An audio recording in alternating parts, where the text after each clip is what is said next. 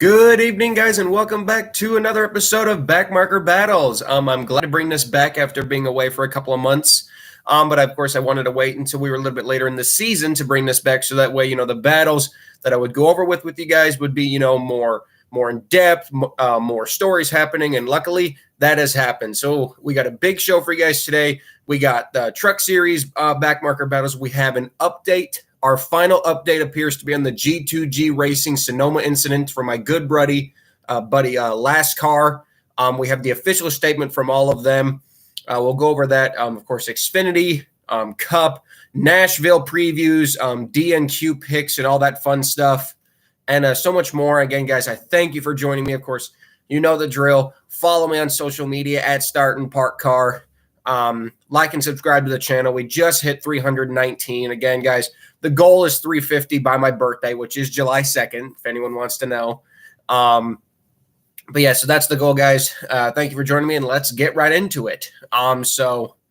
This past weekend, we didn't have much racing. We had SRX, of course, and we had Knoxville Truck.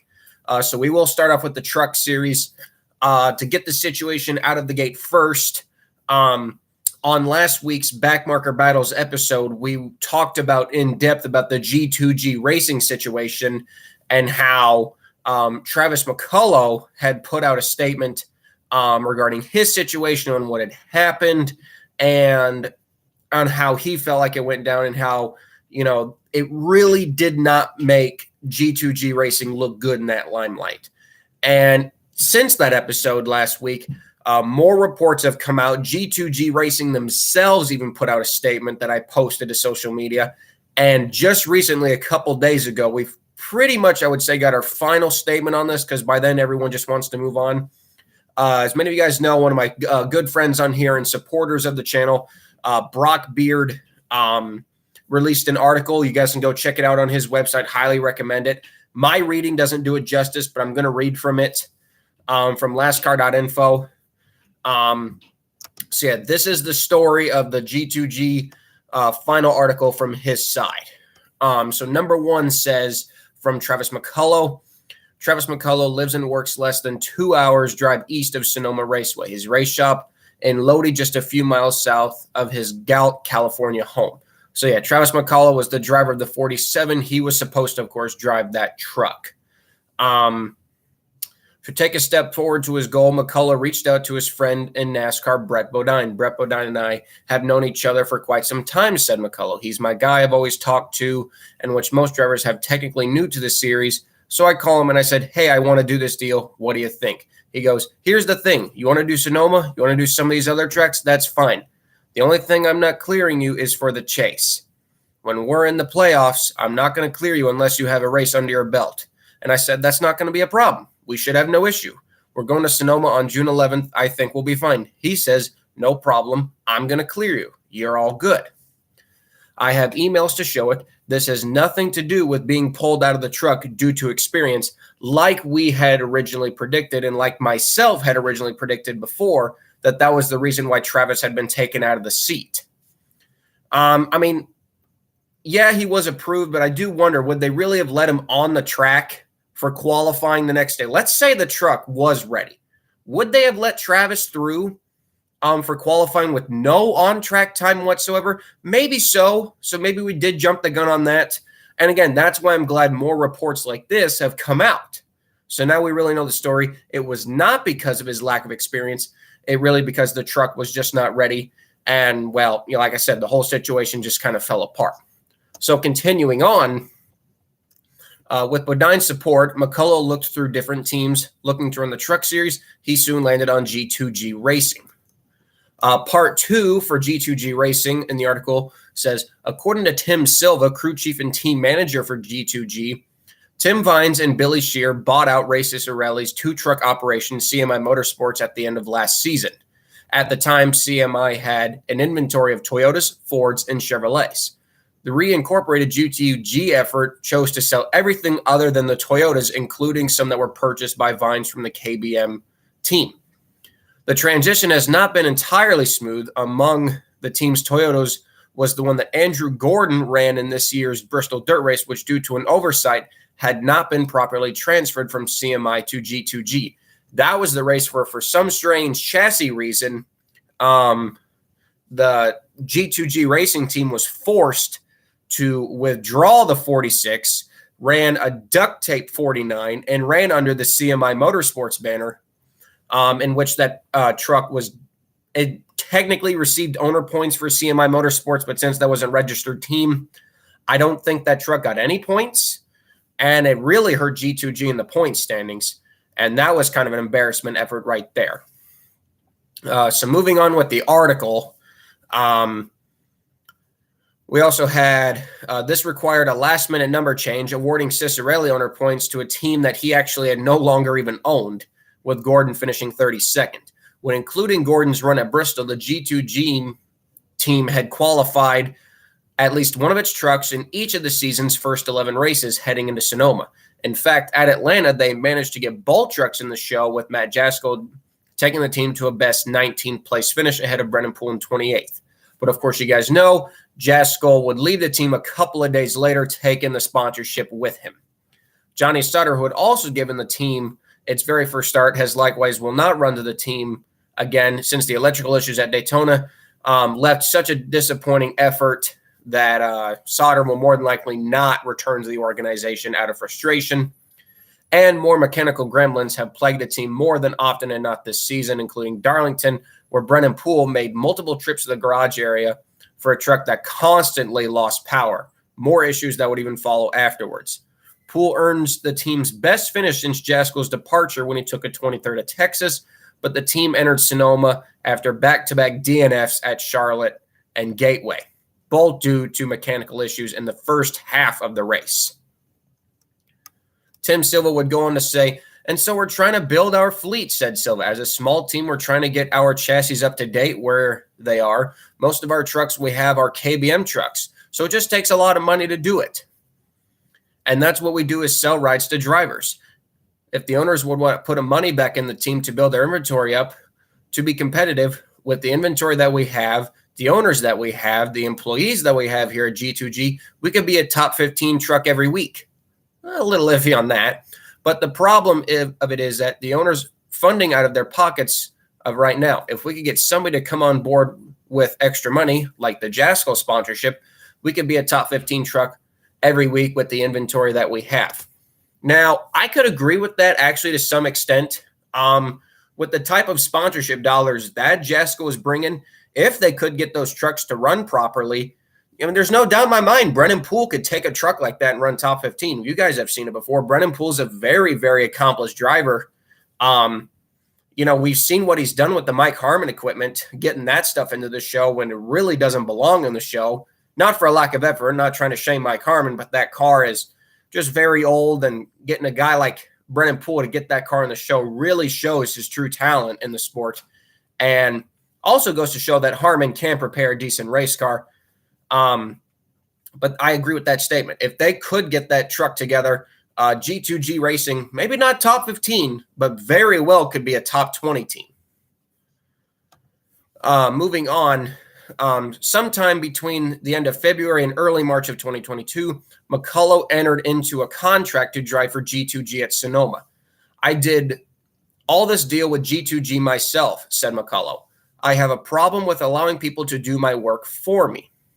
I work 20 to 22 hours a day, have my own family, have my own companies. I work a lot, so I can also do this. Like right now, I'm talking to you and working with my earpiece and everything. So I tend to go out on my own. I do have people I talk to, but I've actually never been to a Truck Series race." McCullough also said, as of Monday, June 13th, he's yet to have met Tim Vines in person and has only corresponded with him by phone. With all due respect, to me, that's a red flag right there. I mean, that close to the race, and you had not met Tim yet, you should always meet with the team owner before the ride happens. I mean, that's just my personal opinion. But moving on, as announced by the team on June 7th, McCullough would run G2G's 47 at Sonoma. California Tank Pneumatics, I'm sorry, I botched that name badly. The sponsor of his own cars is McCullough's business, in which he operates with his father, brother, mother, and uncle. CTP builds systems for the transportation of food, cement, and other goods for ships to trains to trucks and plants. Among the company's business partners are longtime customers California Rock and Ready Mix, and the country's largest transporters of sugar and molasses. Vernon Transportation. Vernon's logo would be on the hood of the 47. We didn't actually get all the stickers on the truck due to the time frame there with the team running behind, said McCullough, of the truck he was scheduled to run. But we have a lot of sponsors that were part of this deal besides ourselves. So that makes me feel kind of even worse that a lot of the sponsors who, paid their hard-earned cash to be on the 47 truck never even got to show it off. Like all the sponsors that were on those pictures that were released to public, some of the sponsors that were there never even got their fair share. So, man, you just got to feel bad for everything in this situation. Moving on, McCullough would also have a teammate just 1 week prior, Mason Filippi, who had made his NASCAR Xfinity Series debut at Portland in a one-off for DGM Racing, would be entered in the 46 truck. He had finished under power in that Xfinity race, 25th, 3 laps down. So they are very excited to have a road ringer like him in the 46 truck, hoping that truck could get a good run as the 46 was struggling in the points. We are now at part 3. The hauler is late. The 47 isn't ready. This is the important portion, in my opinion. Friday, June 10th at Sonoma had a reduced schedule of just 2 afternoon practice sessions, 1 each for the Camping World Truck Series and ARCA Menard Series West Series. By lunchtime, however, the teams had arrived and were unloading. At the far end of the paddock, both Travis McCullough and Mesa Filippi were there with their helmet bags in hand. McCullough had 9 hand-picked crew members of his own waiting for the G2G Racing hauler to arrive. The hauler was late by almost roughly 3 hours. So immediately when 12:30 p.m. came and the hauler was supposed to be there and it didn't show up, we sent another text to Tim Vines at 12:30 just verifying the hauler. We never heard any more. Then 1 o'clock, 1:30, still no hauler. We're getting ready to start loading up our stuff. We're getting ready to leave because that's when we figured at that point something happened. There was a scam here. Mason Filippi, and I were standing there like this. I guess we're going home. We don't have trucks. And we were both lost. And then just right at the last second, the hauler showed up an hour and 10 minutes before practice. Just 70 minutes before practice started, that hauler finally showed up. That's embarrassing right there. So continuing on, Tim Silva would address the delay. On the way here, it was such a long trip, especially for small teams and everything. Our tractor trailer broke down 3 or 4 times on the way there, he said. So it put us behind on the 8 ball a little bit. But after we got there, we had the trucks unloaded and getting ready to go through inspection. Went through inspection, getting ready to go on the racetrack for practice. Silva was one of just 4 crew members the G2G team had brought to the track. While other teams set to work on Filippi's 46 truck, the 4th, Ryan Bell, who actually is the crew chief for the 47 and Mike Harmon, would join McCullough's 9 crewmates for the 47 truck.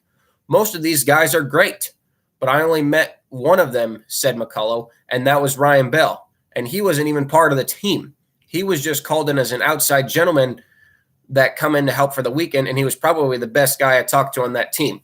And even I can vouch for that. Big Ryan is probably one of the nicest guys I've personally met in the garage area when he worked at MBM for a couple of races. Very nice guy and hardworking.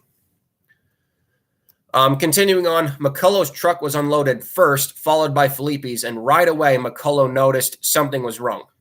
We're missing side skirting, he said. All the electronics were still parked inside the truck. We lifted it up on the jack stands, took both tires and wheels off, and realized that majority of the electronics were not even hooked up to the engine. The lines were loose on power steering. We had oil leaking out all over the place because the lines are leaking in elevations up and down in the balancing and stuff, and we got to work on it. No brake duct hoses to the brakes, which, as you know, as I do on road courses, are a huge mandatory. Well, we had one line feeding from the front to the brake duct, one individual, not even a 3-pack. So I'm like, we're probably not going to make it but 15 laps in this thing. And we're going to have this either thing toasted or we're going to burn the brakes out of it. And in pictures, you can see, the front brake duct areas, There was no way that truck was going to run the whole race. It was going to blow up at some time. So even if the miracle had happened and they got on track, Travis knew up front that truck was not going to be completing that race. So continuing on, so I was like, we'll look into that. Let's just get the truck ready for practice, and then we'll go over to Race Guys, because I know the Front Row Motorsports, with one of my real good friends, works with them. So I said, we'll go get everything we need from them. We'll get it slammed into this thing and at least keep the brakes cool. I don't care about anything else. We've got to keep the brakes underneath it over this weekend. And so I went out to work with all my guys, and that's when we noticed a rat's nest of just parts missing, bolts not tight. We were missing parts on the truck, jumped in it, hit the brake pedal. It went right to the floor. There was no fluid or anything. And we put an hour and 10 minutes into it, which was just 5 minutes shy of basically practice time, when we realized there was no lead. There was no setup, springs. NASCAR was starting to get a little perturbed. I'm sorry, I didn't, that word's a little perplexing me, over things that we're seeing. Elmore was there trying to figure out what was going on because the engine didn't match to what they had originally had in it. So that had to be worked after we said, we're done, and that was it.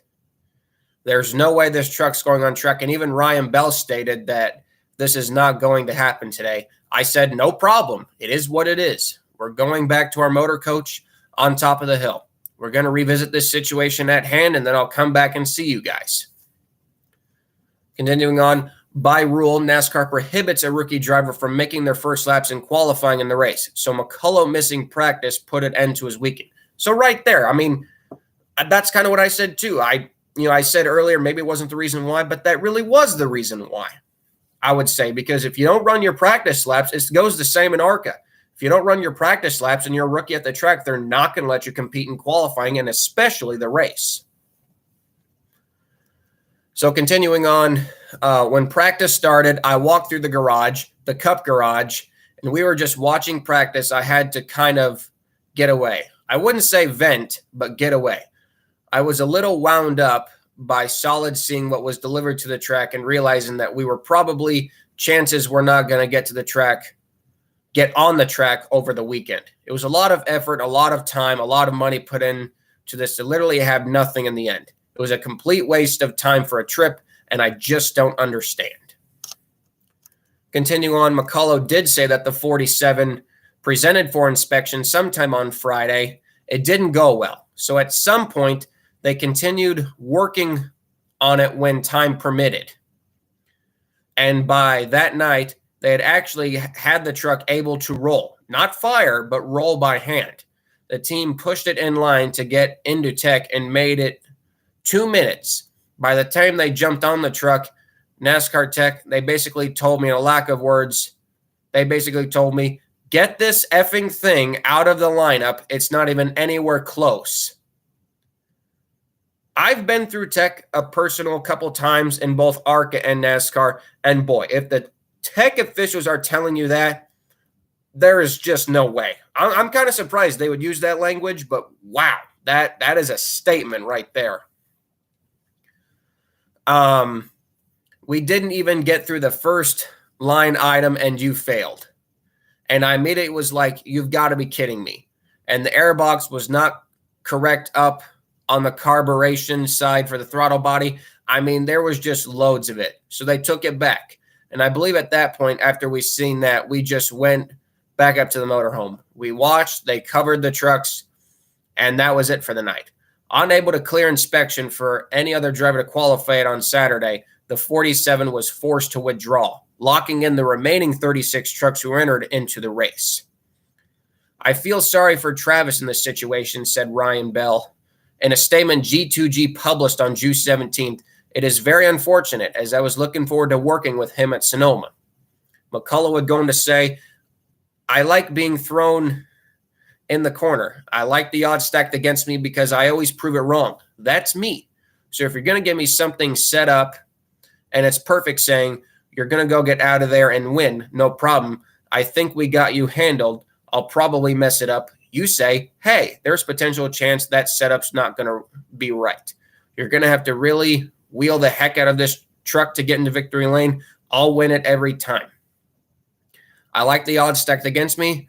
This was just too many odds, unfortunately, stacked against me. This deal was not good from the start once we were at the track.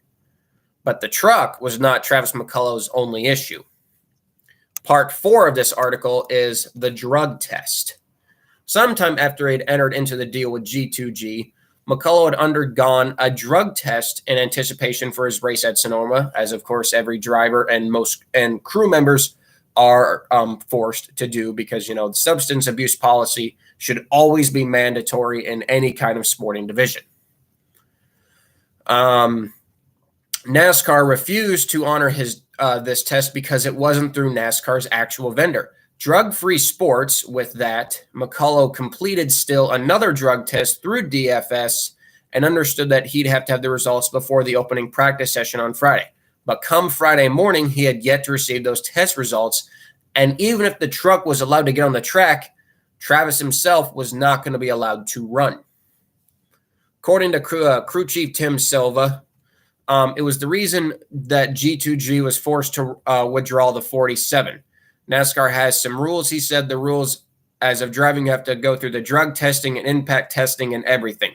And Travis's drug test never came back in time for it to get onto the racetrack. So we were hoping that we would get it back sometime late yesterday afternoon so that we at least can get them into qualify today. NASCAR still hasn't got the drug test back, so at that time I had no choice but to withdraw the 47. I kind of hate it. We were looking forward to Travis. This is Travis's home track, and we felt like Travis would go out and do a great job for us. It's nobody's fault. It ain't Travis's fault. It's not NASCAR's fault. It's the outside source that does our results. And based on the information they get and try to get back as quick as they can, it just didn't happen in time. Being a Friday race, most places are closed down Friday, so therefore the results probably couldn't have been released in time. We hope we can do something with Travis down the road on another road course, but NASCAR has its rules and we have to follow those rules. To me, a lot of stupid statements in that phrase right there saying that was the reason that they had to withdraw the 47. Okay, fine. That's why the driver couldn't drive the 47. No, there was a reason why you had to withdraw the 47 because it wasn't ready. Not even close. So continuing on here, Silva also said that the tight turnaround time for drug testing policy peculiarly affects small teams since they often change drivers from 1 week to the next. The thing that a lot of people think that as small teams, we try to cut our deals as far along as possible. Being in a small time frame, we have to be in a crunch time, so therefore we have to get these drug tests done as quick as possible. You got drivers that work on sponsors. They want a deal, they commit to the deal, but they got to wait until their money comes in to even start the deal so then they can start their drug test. It's a lot of time crunching that is not really talked about a lot when it comes to these drug tests, that you have to make sure the sponsor clears first and then you start doing the drug test, because you don't want to waste your time doing the drug test only for the sponsor to pull out and the whole delay doesn't come and happen. So kind of fast forwarding through this part, unfortunately, like I said, the drug test didn't come in for Travis McCullough and actually driver Colin Garrett. So that was kind of the unfortunate part there. The part 5 that I really wanted to get to that was not really addressed was not about Travis McCullough, actually. It was Mason Filippi. A lot of people wanted to know why Mason Filippi did not race the 46 truck. This is part 5. Mason Filippi leaves. Stefan Parsons arrives. Among the people looking under the hood of the truculent 47 was Stefan Parsons, who wasn't entered in any of the weekend's races. Parsons was instead brought into the truck as a spotter for all 3 events, including Todd Bodine's team in the Truck Series and Michael McDowell's in Cup. But before he had even left the airport, Parsons got a phone call from G2G. I had landed and I got the call, he said. They said that Travis McCullough was having trouble, and I think his drug test hadn't been processed yet, and they might need somebody to drive the truck. So I said, sure. We lined up somebody to spot for Todd, and I ended up being able to drive. When I first arrived at the G2G Racing Hauler at 2:14 p.m. on Friday, Parsons was already looking over the 47 in his motorsportgames.com uniform from the Xfinity Series, laying across the rear deck. By Saturday, a Camping World Truck Series patch covered Parsons' Xfinity logo through the adhesive, although the adhesive had started to come loose. The truck was parked right next of the G2G hauler next to the toolboxes. The wheels were still on and the hood was open. Nearby, 2 NASCAR officials were standing at the rear of the truck, one of them holding the open flap near the deck lid. During practice at 3:20, the 47 was on jack stands with all 4 wheels removed, the hood still open, and no one working on it. McCullough's helmet bag was sitting next to the truck, and several tools were spread out near the rear deck, including shop towels, 2 shocks, the airbox. After practice at 4:04, the hood was finally closed. Said Tim Silva, Stefan is a diehard racer, so no matter what, whether he's racing or whether he's at home, he'll find a way to get to the racetrack. If it's to come out here and spot for a team, mechanical on the team, or even drive, he'll do it. So Stefan is one of those drivers, and the garage is full of them. He's an any kind of hard-working man's driver. I was a little confused with Stefan and why he was there, said McCullough. Great driver, comes from a long history of a racing background. So with Stefan being there, that was the problem. I didn't know why he was there, so I guess the owner of G2G had already called him Friday morning, way before the hauler had even gotten there. So G2G already had a backup plan to this. So why I wasn't involved in it is beyond me, when it was our money, so there's a lot to go on to this. After being told of McCullough's issue before he arrived at the track, Parsons was surprised that he'd be replacing Mason Filippi instead. Silva said that by the time that Parsons had arrived on Friday, the 47 had already been withdrawn, and Filippi had stepped away from the 46 truck. When asked why Filippi had left, Parsons said, I honestly have no idea. Interestingly, the G2G team had also seconded a relief driver on standby on Saturday. Keith McGee, who had previously drove for CMI before his current part-time efforts with Rayon Brothers Racing. According to Silva,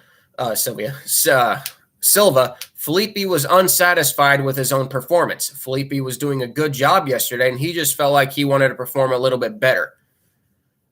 He just needs a little bit more experience in the truck series, was saying his team. He drove the Xfinity car, and he did a good job in it. But in the truck series Xfinity cars, they're completely different. And I guess it looks like that Filippi was not good with his own performance and decided to step away, thus making room for Stefan to continue. Filippi's struggles showed the NASCAR need for increase the amount of practice time. The way the schedules are, the turnaround, there just probably wasn't enough time for maybe Mason to get enough track time, or maybe, some other stories that he wasn't satisfied with the truck. When Filippi was asked on Thursday, he said the issue was the truck and not his inexperience. After multiple repairs on his own truck, including a new center section and housing, Filippi was slowest in opening practice. His best of 16 laps was a mere 1 minute, 26 seconds, which was 5.8 seconds off the pole and 1.3 seconds off the next slowest entry. The truck was not prepared to race competitive, so we chose not to drive it. That is the quote from Mason Filippi. And again, I think that's more truer than anything. So I think, honestly, that's more truer than anything. Tim Silva says it was due to race experience, but I believe Mason Filippi more when he said the truck was not competitive, so I chose not to drive it. And personally, that's a very fair statement. That's very judgeable. So I don't blame Mason Filippi in that stance. So with the 46 having a new driver and the 47 entries being withdrawn, final part is part 6 in the race. Long story short, in the race, of course, the 47 had been withdrawn. The 46 started the race. Not a mere 9 laps in, they had oil cooler issues. The truck was leaking oil everywhere. I don't think the engine had blown. It was just so many problems under the truck. So many problems under the truck. led to the early exit of Stefan Parsons. And even before then, Stefan was not running real competitive lap times. Pending that Stefan is not much of a road racer, but he was still trying his best. But he was still posting some very slow lap times, not based off his own talent. I just think, again, based off the truck. So last place and a withdrawn effort there. I do agree with what some people are saying in the chat. The drug test, when it comes to that probably could have been done earlier. I do agree with that statement. I mean, if you had this deal finalized, if Travis supposedly started this deal in February or March, why didn't you do the drug test then just to see if you could do it? Do the drug test in March. That left plenty of time in between. So in the aftermath, at 12:38 p.m., McCullough made his first tweet from the track stating that DFS, the drug company, had lost or had some issue with receiving my drug screening on time for the lab, and that the 47 was not ready either. 10 minutes later, in his second tweet, was more critical of the team's preparedness. I'd also like everyone to know that the 47 truck wasn't even ready to hit the track. Clearly, it never made a lap at Sonoma or past Tech. Even if my drug screening had cleared in time, no laps could have been done in that pile of bolts. Learning the hard way. In a June 17th statement from G2G Racing, Ryan Bell refuted McCullough's tweets, saying Travis had stated multiple news sources that the truck was not prepared for the race. We, the team, were ready to practice, qualify, and race, with extra emphasis. According to McCullough, the only Hans devices G2G had on hand were expired, so he lent Parsons his instead. So I'm like, well, might as well just take my brand new Hans device, just go do what you got to do. I'm doing this strictly for you, Stefan, because you come from a long, big-name history of racers, and I love that about you, said McCullough. With McCullough's Hans and Felipe's truck, Parsons managed to qualify 35th on the grid for the DoorDash 250, outpacing Spencer Boyd's number 12 truck. Nearly a full tenth of a second was behind. However, at 12:27, at least one of G2G crew members was still working under the hood of the 46 truck in the impound lot, meaning that they would incur a tail-end penalty for the unapproved adjustments. Parsons' truck fired at the command, but immediately had to make an unscheduled pit stop. We were just working on our throttle a little bit, working on our airbox, trying to get that right, but I don't think that had anything to do with what happened, said Parsons, referring to the issue that would later take him out of the race. Parsons then left pit road moments before the leaders exited turn 11 to take the green flag, leaving him nearly 12 seconds behind 35th place. Nearby, a leaderboard at the track still showed the 46, ironically enough, being driven by Mason Felipe, whose name was on the top of the rear glass still on the truck. On lap 4, Parsons was told, catching the trucks in front, saying, "They'll come back to you." The next time by, the 46 was locked on the right front through turn 11. On the 7th go-around, Parsons was then told he was faster than the 5 trucks ahead of him and was told to turn on the radiator fan. But by lap 9, Parsons had fallen 21 seconds back of 35th place, and worse, now smelled smoke in the cockpit. Believing the issue to be the rear gear, the team told Parsons to pull into the garage next time by. The message had hardly been relayed when the 46 began trailing smoke in turn 2. Anticipating a caution, of course, that was when Carson Hocevar did the driver swap with Daniel Suarez, but the yellow never fell. Parsons then later pulled behind the wall at the turn 11 entrance. Of course, then G2G crew would lift the hood. Oil was just everywhere. Crew tried to clean it up. Brock Beard would then speak with Parsons, saying he wasn't 100% sure what happened. He said he thought a line got up against the power steering and cut a hole in it. So unfortunate, but appreciate G2G and Tim Vines and everybody for giving me an opportunity. You hate to see this with this result, but anytime you get an opportunity to get laps, especially at a cool place here at Sonoma, it's a good opportunity. Said McCullough, "That's one thing I like about Stefan. He wasn't going to say anything. That's being classy and smart and letting the other person tell the story. The story told itself over the weekend after having 2 trucks show up, both drivers not be in the field and one truck being down and watching kind of show first happen that the garage area was just, for us, embarrassing. We were embarrassed. We were embarrassed. We had to be a part of it. In the June 17th statement, Tim Vines would go on to state Tim Silva, crew chief on the 46 truck, invited the primary and associate sponsors to pit road for the race, in which they had accepted and had an amazing experience. I instructed Silva to get their contact information, and we will be placing them on our trucks at a later date at no additional cost. Brock Beard and his team have reached out to Tim Vines for a statement or an interview, and unfortunately haven't gotten anything back yet. And I probably would say at this point, I would highly doubt we get an actual full-on statement from Tim Vines himself. In the aftermath, Travis McCullough corresponded with Brock at the track, and I was able to do an interview with him the Monday after the race. At the time, he was still figuring out what to do next. We had all our discussions this morning, Monday, with it, because I will be actually writing them all their money back for this deal, said McCullough. We couldn't hold our end because of what happened there, so we'll give them their money back, which is not an issue because I'll just turn around and write it back once I'm back in the seat again. But we do this to keep everybody honest. We're an honest group. We've been family-owned and ran a company for over 35 years, so it's going to remain that way. And we're very honest people because of it. So I just feel bad for them. These poor guys put a lot of time and effort into this thing. I flew these guys out, got them tickets, and we couldn't supply my guys with anything on the track. But my thing here is this is a top-tier NASCAR division. We were really shocked to find that there's teams out here like this, causing these kinds of issues. So I'm trying to protect people from coming into the sport. And at this point, for the simple fact, if you are new to the series like we are, and we were new, and what we're seeing from this team, this is not a professional team by no means. I mean, they need to be staying at home in Charlotte, running street stocks at their local track. Dang, that's some big words from Travis.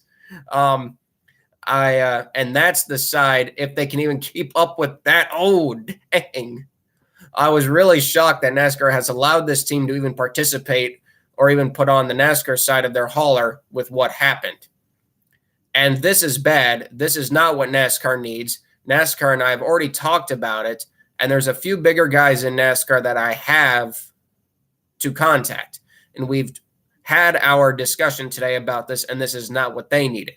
This is not good publicity for NASCAR, not in these series.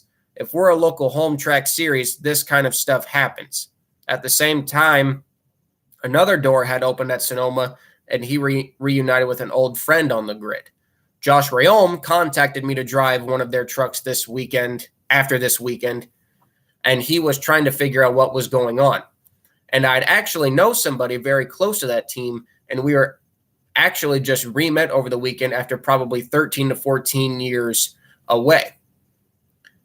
He was crew chief in the 43 of Brad Perez's truck. It was Greg Rail. He's actually from here, Roseville, the Almont Raceway back in the day, and he moved back east with the Rayom team.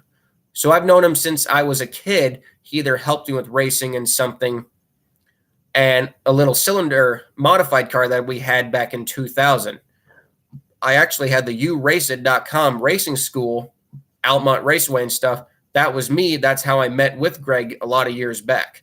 A lot of these guys reached out to me when this happened, and when they see what they'd seen and who I was with, immediately were just like, watch out. And I feel these guys are about 3 hours a little late, and it was just because we found out the hard way that all of this is just a part of the sport, and we all had a great laugh, even though it was a long time.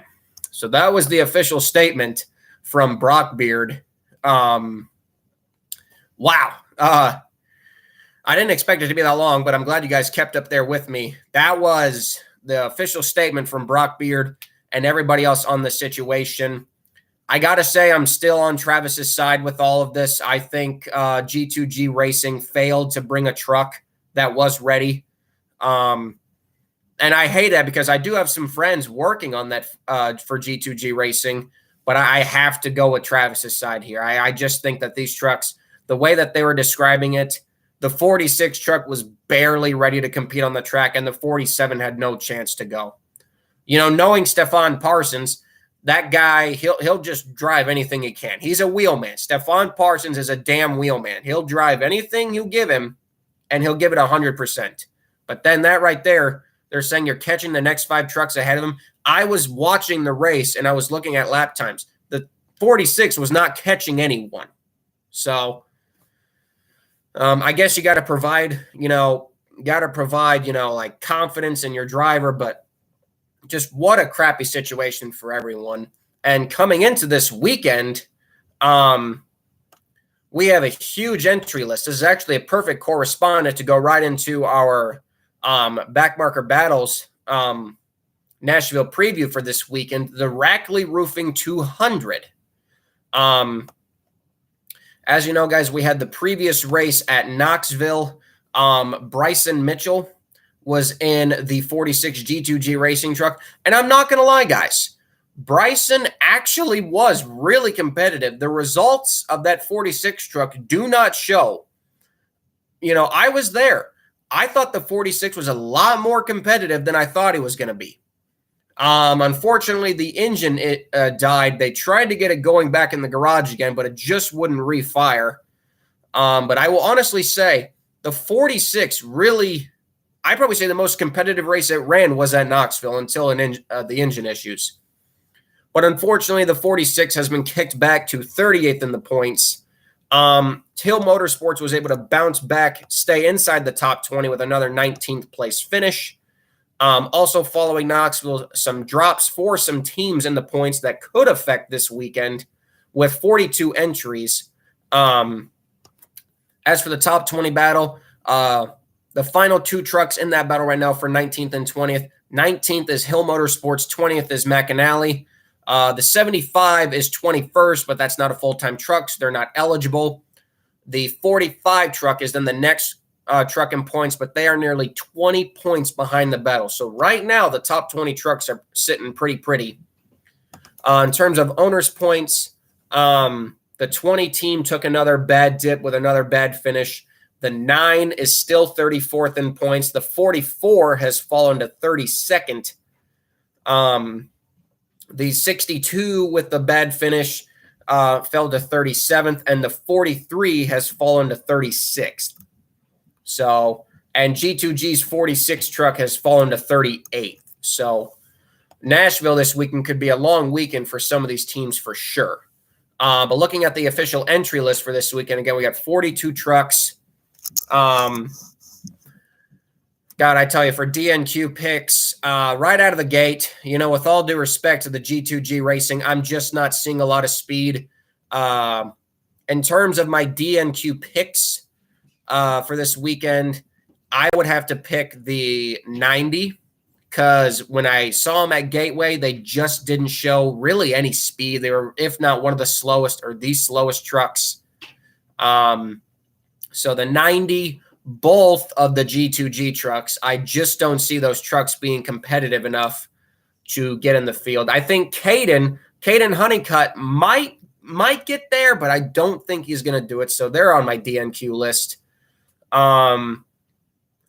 Let's see here. Who else did I have? I have the 43 of Nick Lights. He's attempting to make his debut, but I think the 43 has just fallen so far in the points. I don't see him making it. In terms of other trucks, I don't see making it. Honestly, I don't see the 9. The 9 will be my 5th DNQ. I think the 9, you know, they've just been barely making races. But I think the 9 team, the CR7 team's finally going to run out of luck.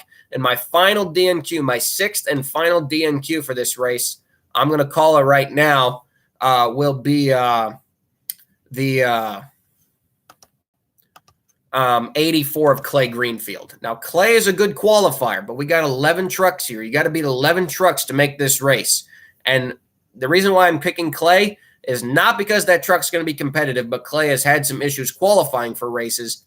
And while I think that 84 team, it's going to be very close for them, but I just don't believe that that team has enough speed to make the show. And they might just barely missed the race, but I hope they do. And all the teams I just said missing the show, I hope they make it.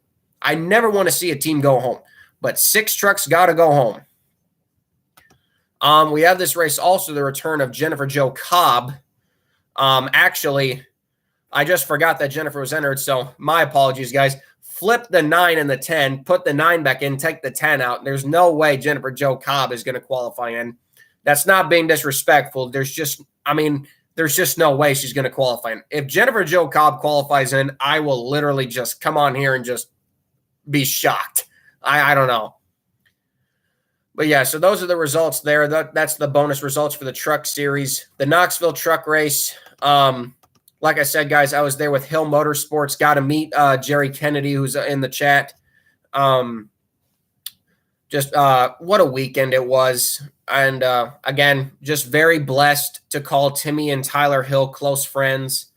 Blessed for the opportunities. And let me just say, dirt racing may not be everyone's favorite, but certainly a weekend to remember for sure. And I cannot thank Hill Motorsports enough for the opportunity, and I hope to work with them again in the future. Planning this Kansas fall, but yeah. Well, Jerry Kennedy says the 43 will make it in, and I hope he does. I love Josh Riom. Josh Riom's always been nice to me in the garage too, so I certainly hope the 43 can make it in for sure. I'm not going to deny that. That's just my DNQ pick. But I never want to see anyone miss the show. So up next, we have our Xfinity battles. Owner bonus points right now, as I descripted, the 2 and the 19 and the 36 hold the last 3 positions in the top 20 owners end of year bonus. Yes, the 36 for DGM is still in that top 20 bonus, having a great season so far. The 31 of Jordan Anderson Racing is 31st, 15 points behind. And in 22nd, over 40 points behind, is the 48 of Big Machine Racing. In terms of the top 30 10K bonus, the final 2 cars on the bubble this week for the top 30 10K bonus are the 5 of BJ McLeod Motorsports and the 08 of SS Greenlight Racing with Jeff LaCourte. Update on the 08, David Starr will not be in the 08 car. Not COVID related, but I think it is the flu. I think that's what David said on his statement. It's not COVID related. It's just the flu. And our man, badass man himself, BJ McLeod, will be driving the 08. Very good choice. We know BJ, that guy, he's a wheelman too. He'll drive anything. It's going to be fun to see BJ drive against his own team again, that's for sure. But yeah, so those are the cars right there in the top 30 10K bonus and the top 20 bonus. My DNQ picks for that race, I would definitely say this qualifying section is going to be extra close, I feel like, because a lot of these cars are just so even. But if I had to pick DNQs, I'm going to go with the 77 again because they just had issues qualifying for races. Other DNQs, I'm going to go with I don't see the 47 making it. I know Brennan Poole's a good qualifier, but I think Brennan Poole might just come up a little bit shy. So I'm going to put Brennan Poole on my list for my second of 4 DNQs.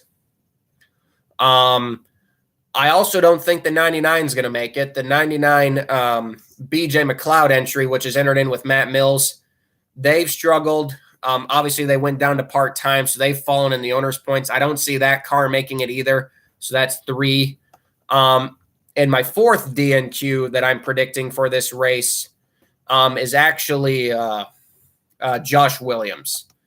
Josh has struggled to qualify for races this season, and I just don't see him making it. I think Vargas behind him and Yaley will have enough speed to make it in, and unfortunately, that would net Josh as the next guy to miss the show. And wrapping it up here, guys, 49 minutes in. I thank you guys for staying with me. Our last portion of the show, only 36 cars entered in for the Cup race. So nobody goes home. But in terms of the bonuses, the top 33 charter battle with Spire Motorsports, they still hold a 28-point lead over their teammate. the 77, which is in 34th. So no real problem there. They should be able to keep their charter. And our last battle, the top 25 end of year $1 million bonus.